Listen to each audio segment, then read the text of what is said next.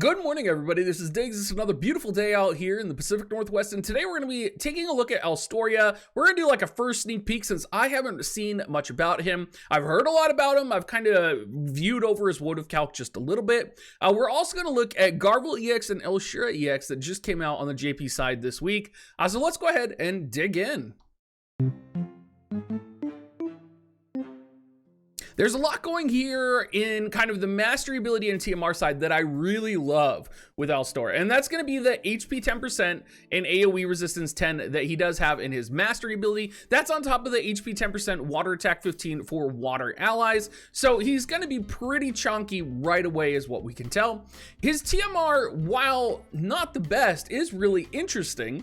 I could see this being used. I think most of the time you'll probably be setting an AP generation TMR.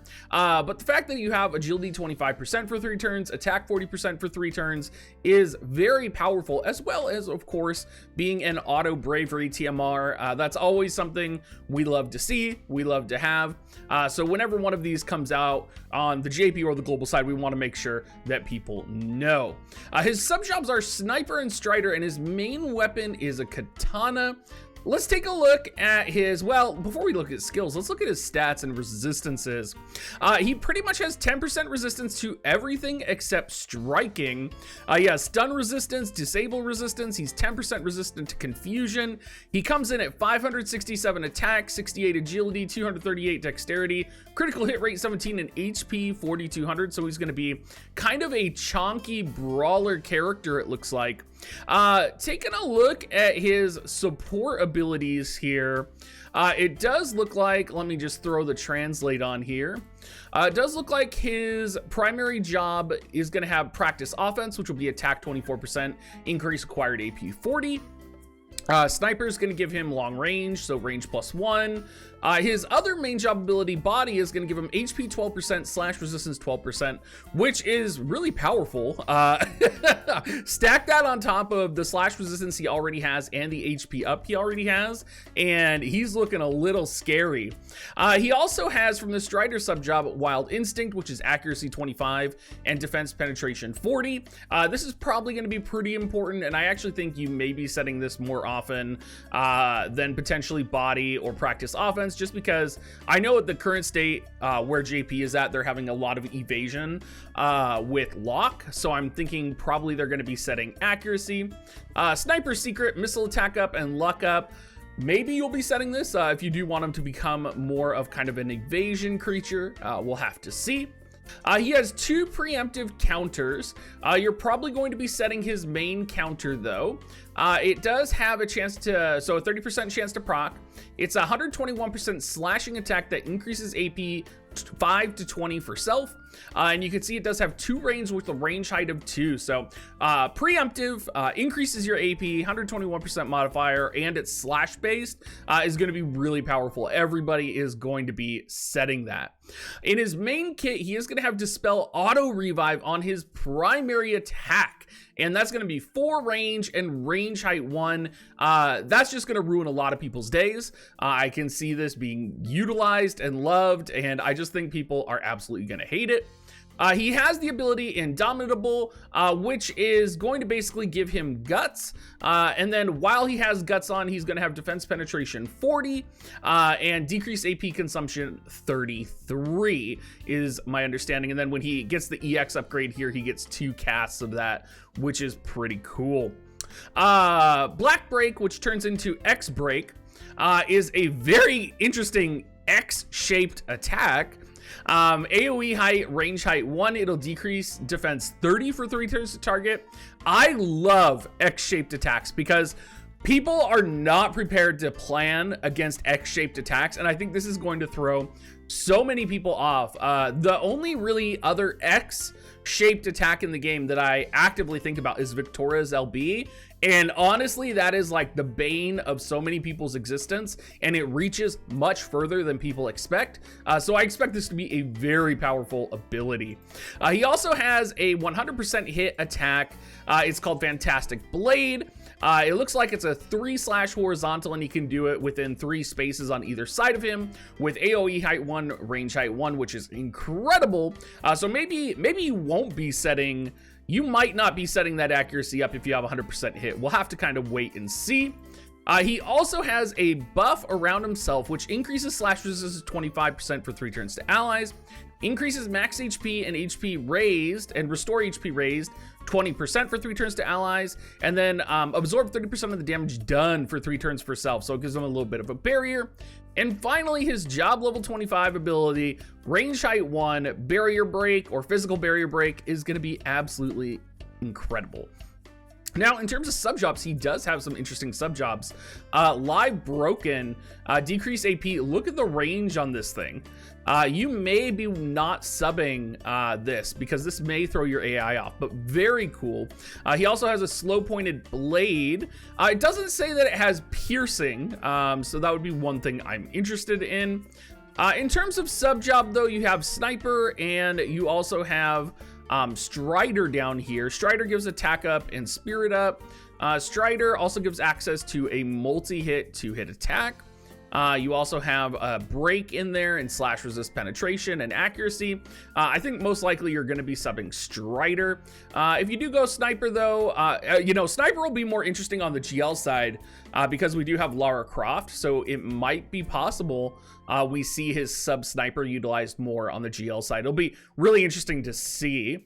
One of the gimmicks about him is he does have Pursuit, which is an ability very similar to Noctis, which after he uses his Limit Break, which decreases slash resistance 38% for 3 turns on the target, whenever he does an attack, he kind of gets an additional Pursuit onto that.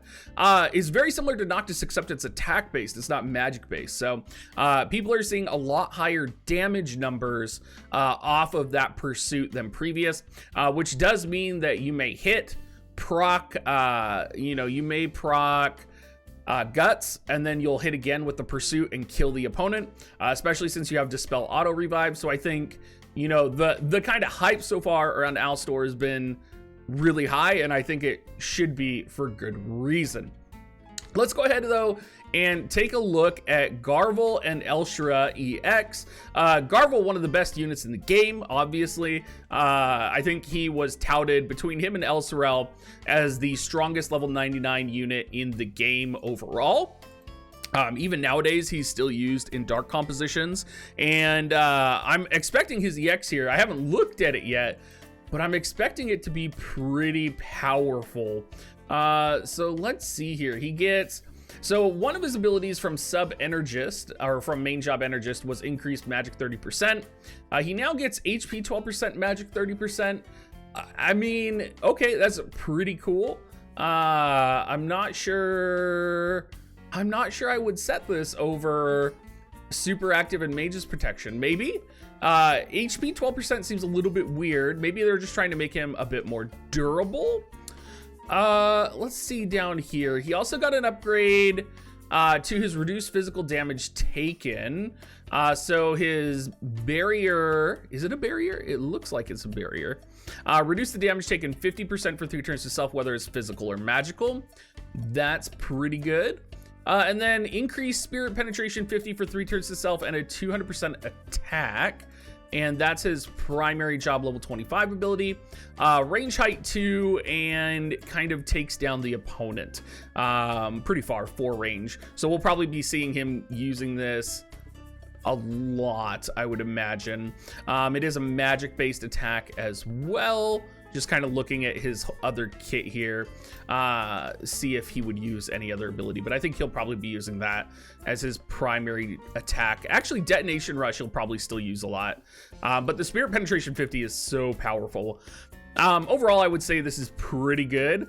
I'm kind of tentative on the reduced 50% damage taken because I don't know necessarily if that breaks with barrier break, if a physical barrier break goes on it, if it counts as a barrier, or like, since it just reduces the damage taken 50% for 3 times to self, there's no way to dispel that. I'm kind of curious. So that would be something I would want to know, but depending on how easy it is to dispel that, reduce the damage taken, I mean, Garvall's going to be a beast, it looks like, again.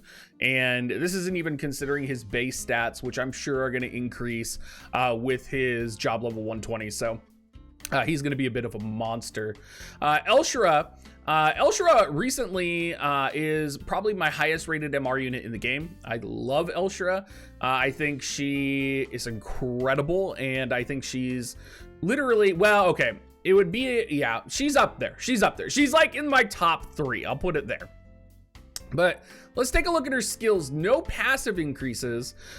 She did get an upgrade to counter slow, which increases the speed reduction from 30% to 50% at maxed out. That's really good. I like that because counter slow procs a lot. The only problem with this is she would have to survive a hit, and that's kind of the only thing that I'm leery of right now. It looks like she got a buff to Meteor, which also is going to dispel all buffs for target and dispel haste for target. That's pretty good. Having a dispel access to her, being able to dispel buffs, being able to dispel haste. And then her job level 25, Pain in Resocian, something, is going to dispel, protect, and shell for targets. So it looks like she's going to have a pretty powerful dispel kit going with her, which should be pretty good. But I kind of wonder, you know, a lot of the times if I'm running her, I'm running her not for the dispel. I'm running her for her Rune Knight sub, or potentially her sub White Mage for heals.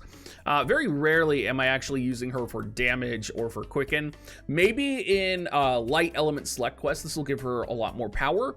But right now, I think the only thing I would look forward to for Ellshra is her base stat increase. You know, yes, having those dispels is going to be really powerful and really fun, but I don't know that I will be using them all the time. I will probably still lean into, you know, her being a backup healer and her being light slash with her sub Rune Knight if I am running some type of light slash composition that maybe I need to put her in as well. So that's kind of everything in terms of Garble, Ellshra, and Astoria, something like that. Thank you so much for watching, everybody. There is some other stuff that came out on JP that I didn't cover, some Persona characters and stuff. So if you do want me to go over that in another video, I absolutely will. Let me know down in the comments down below. If you guys want to support me, you can use my affiliate link, dig.gs/coins, or you can always become a member of my channel, or just leave a comment. So thanks so much, everybody, and have a great rest of your day.